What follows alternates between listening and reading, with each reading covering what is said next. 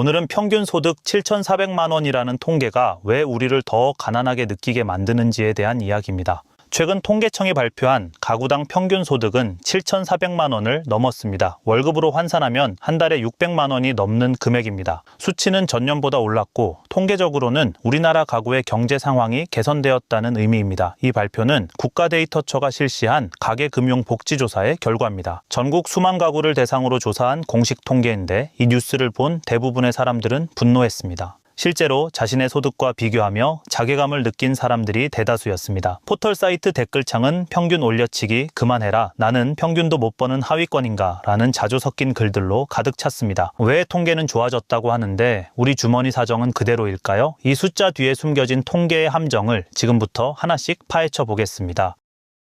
통계청이 발표한 가구 소득 통계는 명확합니다. 가구당 평균 소득은 7,400만 원을 넘었고 전년보다 올랐다는 수치입니다. 이는 공식 데이터이며 조작된 숫자가 아닙니다. 통계청은 전국의 가구를 표본으로 삼아 소득을 조사합니다. 근로소득, 사업소득, 재산소득, 이전소득을 모두 합산한 결과입니다. 근로소득은 월급이나 일당으로 받는 돈이고 사업소득은 장사나 자영업으로 버는 돈입니다. 재산소득은 부동산 임대료와 금융자산 수익, 이전소득은 정부 보조금과 연금을 의미합니다. 숫자 자체는 거짓이 아닙니다. 통계청은 국제기준에 맞춰 매년 같은 방식으로 조사를 진행합니다. 하지만 이 숫자가 대한민국 가구의 평범한 현실을 대표한다고 말할 수 있을까요? 여기서부터 문제가 시작됩니다. 통계는 진실을 담고 있지만 동시에 현실을 왜곡할 수 있습니다. 평균이라는 개념은 본질적인 한계를 가지고 있으며 이 마법 같은 숫자가 우리를 속이고 있습니다. 평균은 모든 값을 더해서 개수로 나눈 단순한 계산입니다. 하지만 이 단순함 속에 함정이 숨어 있습니다. 평균은 극단적인 값에 매우 취약합니다. 아주 높은 값 몇 개만으로도 전체 평균을 끌어올릴 수 있기 때문입니다. 이것이 우리가 평균 소득을 볼 때 느끼는 괴리감의 시작입니다. 통계는 정확하지만 우리의 현실을 제대로 반영하지 못합니다. 평균이라는 개념은 우리를 쉽게 속입니다. 가장 유명한 예시를 들어보겠습니다. 평범한 직장인 4명이 술집에서 술을 마시고 있습니다. 각자 연봉은 4천에서 5천만 원 사이로 비슷한 수준입니다. 이들의 평균 연봉도 당연히 비슷하겠죠. 모두가 평균 근처에서 비슷하게 살아갑니다. 그런데 갑자기 빌 게이츠가 이 술집에 들어왔습니다. 그의 연간 소득은 천문학적입니다. 수백억, 수천억 원을 훌쩍 넘어가는 수준이죠. 순간 이 5명의 평균 소득은 하늘로 치솟습니다. 통계적으로 보면 이 술집에 있는 사람들의 평균 연봉이 수십억 원이 되어버립니다. 하지만 4명의 직장인은 어떨까요? 여전히 월급쟁이입니다. 아무것도 변한 게 없습니다. 주머니에 들어온 돈도 없고 통장 잔액도 그대로입니다. 이것이 바로 산술 평균의 무서운 착시입니다. 극단적인 값 하나가 전체 평균을 완전히 왜곡시켜버립니다. 통계학에서는 이를 극값의 왜곡 효과라고 부릅니다. 우리나라의 평균 소득도 똑같은 원리입니다. 고소득층 소수가 이 평균을 끌어올리고 있습니다. 억대 연봉자, 자산가, 사업 성공자들이 평균을 멱살 잡고 끌고 가는 동안 나머지 대다수는 그 뒤에서 숫자로만 묻어가고 있습니다. 이것이 평균이 우리를 속이는 첫 번째 방식입니다. 평균은 소수의 극값에 지나치게 큰 영향을 받습니다. 그래서 통계학자들은 이런 상황에서 평균 대신 중위값을 사용하라고 권합니다. 하지만 뉴스 헤드라인에서는 항상 평균만 강조합니다. 평균이 더 크고 더 자극적이며 더 많은 클릭을 받기 때문입니다. 결국 우리는 매번 평균에 속고 평균에 좌절하며 평균과 나를 비교하는 실수를 반복하게 됩니다. 중위소득은 대한민국 모든 가구를 소득 순서대로 일렬로 세웠을 때 딱 가운데에 있는 가구의 소득을 말합니다. 절반은 이보다 많이 벌고 절반은 이보다 적게 번다는 뜻이죠. 이것이 진짜 중간입니다. 통계청이 발표한 중간층의 평균 소득을 보면 놀랍습니다. 평균보다 훨씬 낮기 때문입니다. 평균 소득과는 큰 차이가 나는데 대략 1,000만 원 이상 벌어지는 경우도 있습니다. 중위소득이 평균 소득보다 상당히 낮게 나타나는 이유는 소득 분포가 오른쪽으로 치우쳐 있기 때문입니다. 경제학에서는 이를 오른쪽 꼬리 분포라고 부르는데 소수의 고소득자가 평균을 끌어올리면서 생기는 현상입니다. 중위소득을 추정하면 평균보다 훨씬 낮은 수준일 것으로 보입니다. 즉 여러분이 7,400만 원을 벌지 못해도 중간 이상일 가능성이 높다는 뜻입니다. 통계를 볼 때는 항상 평균과 중위값을 함께 봐야 합니다. 평균만 보면 착시에 빠지지만 중위값을 보면 진실이 보입니다. 중위값은 극값의 영향을 받지 않기 때문에 더 현실적인 지표입니다. 예를 들어보죠. 소득 1억 이상 벌어들이는 소수가 10명 늘어나도 중위값은 거의 변하지 않습니다. 하지만 평균은 크게 올라갑니다. 이것이 평균과 중위값의 근본적인 차이입니다. 실제로 정부가 복지정책을 설계할 때도 중위소득을 기준으로 삼습니다. 기초생활수급자를 선정할 때도 주거 지원을 할 때도 중위소득의 일정 비율을 기준으로 활용합니다. 왜일까요? 평균은 현실을 제대로 반영하지 못하기 때문입니다.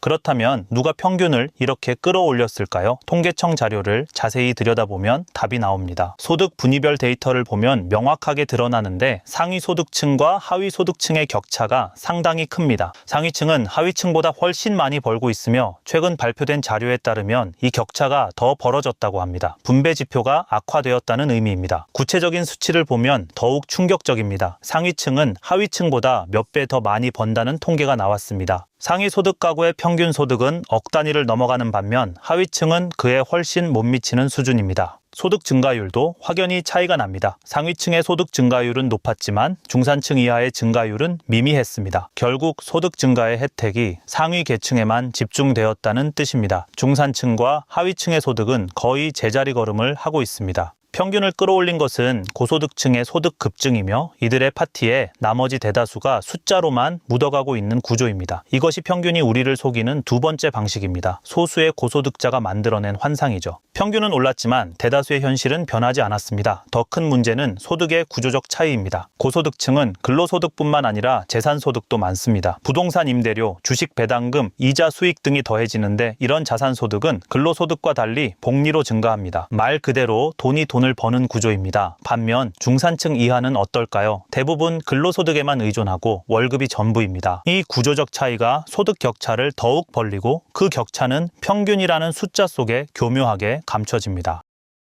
여기서 가장 중요한 포인트가 나옵니다. 7,400만 원은 가구당 소득이지 개인 소득이 아닙니다. 가구란 함께 살면서 생계를 같이 하는 집단을 의미하는데 맞벌이 부부는 두 사람의 소득을 합산하고 부모와 함께 사는 성인 자녀가 있다면 그 소득도 더해집니다. 예를 들어볼까요? 부부가 각각 일정 금액씩 번다면 가구 소득은 2배가 되면서 평균을 넘어설 수 있습니다. 하지만 1인 가구가 혼자 벌어서 생활한다면 어떨까요? 그 가구 소득은 한 사람의 소득이 전부이기 때문에 평균에 한참 못 미칠 수 있습니다. 실제 통계를 보면 맞벌이 가구의 소득은 외벌이 가구보다 훨씬 높습니다. 거의 2배에 가까운 차이가 나죠. 반면 1인 가구의 소득은 전체 가구 평균의 절반에도 못 미칩니다. 그런데 1인 가구는 최근 크게 증가했습니다. 전체 가구의 상당한 비율을 차지하며 10가구 중 여러 가구가 혼자 삽니다. 만약 여러분이 혼자 벌어서 7,400만 원과 비교하고 있었다면 지금 당장 그 비교를 멈춰야 합니다. 이것이 평균이 우리를 속이는 세 번째 방식입니다. 가구 구성을 고려하지 않으면 착각하게 됩니다. 더 큰 문제는 1인 가구의 생활비 부담입니다. 혼자 살면 규모의 경제가 작동하지 않기 때문에 집세, 공과금, 통신비 등 고정 비용을 혼자 부담해야 합니다. 식비도 두 사람이 함께 장을 보는 것보다 비쌉니다. 결국 같은 소득이라도 1인 가구의 가처분 소득은 더 적고 저축도 어렵고 여유도 없습니다. 이런 구조적 차이를 무시한 채 평균과 비교하는 것은 결코 공정하지 않습니다.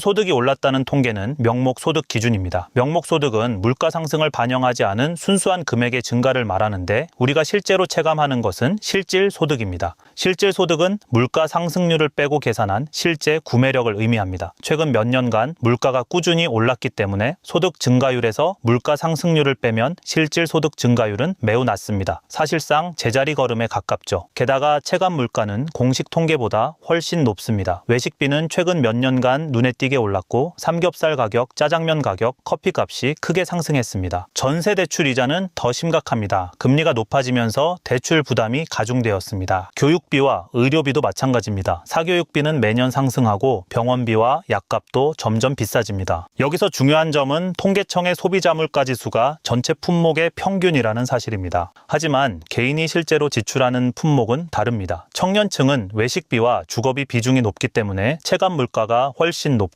중장년층은 의료비와 교육비 부담이 큽니다. 결국 월급은 늘었지만 살림은 더 팍팍해진 느낌. 이것은 기분 탓이 아니라 실제 현실입니다. 이것이 평균이 우리를 속이는 네 번째 방식입니다. 숫자는 올랐지만 삶은 나아지지 않았습니다. 물가가 소득 증가를 잠식해버렸기 때문입니다. 특히 필수 생활비의 비중이 높은 저소득층일수록 물가 부담을 더 크게 느낍니다. 고소득층은 소득 중 일부만 생활비로 쓰지만 저소득층은 거의 전부를 생활비로 씁니다. 물가가 오르면 저축 여력이 완전히 사라지는데 이것이 실질 소득 격차를 더욱 벌리는 악순환입니다.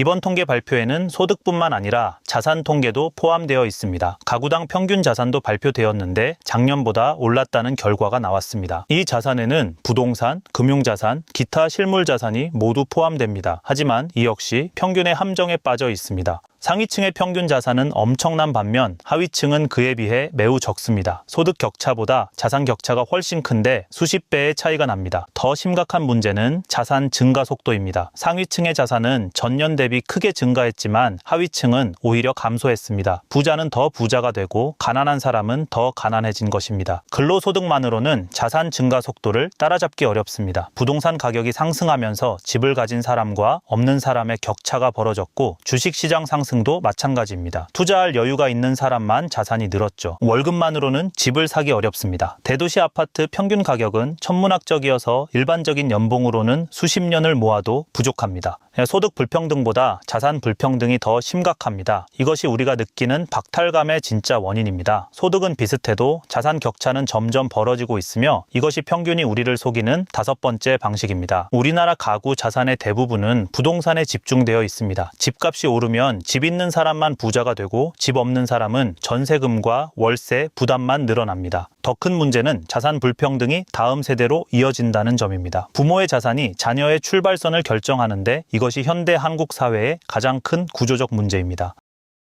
통계는 거짓말을 하지 않지만 통계는 맥락을 숨깁니다. 평균 소득은 사실이지만 그것이 당신의 현실을 대변하지는 않습니다. 중위소득은 평균보다 훨씬 낮은 수준이고 가구 소득과 개인 소득은 다릅니다. 맞벌이는 두 명의 소득이 합쳐진 것이며 명목 소득과 실질 소득도 차이가 있습니다. 물가를 빼면 증가율은 매우 낮죠. 소득보다 자산 격차가 더 중요한데 자산 격차는 소득 격차보다 훨씬 큽니다. 이 모든 맥락을 이해하면 통계에 휘둘리지 않을 수 있습니다. 정부는 이런 통계를 정책 수립의 자료로 사용합니다. 소득 분배 정책, 복지 정책, 세제 정책을 설계할 때 활용하죠. 하지만 개인에게 이 통계는 성적표가 아닙니다. 대한민국 평균이라는 허상과 싸우지 마시고 어제의 나와 비교하시길 바랍니다. 작년보다 내 소득이 조금이라도 올랐다면 당신은 성장하고 있는 것입니다. 작년보다 저축이 늘었다면 당신은 발전하고 있는 것입니다. 남과의 비교가 아니라 나 자신과의 경쟁에 집중할 때 진짜 경제적 안정을 찾을 수 있습니다. 통계는 참고할 뿐 나를 평가하는 기준이 아닙니다.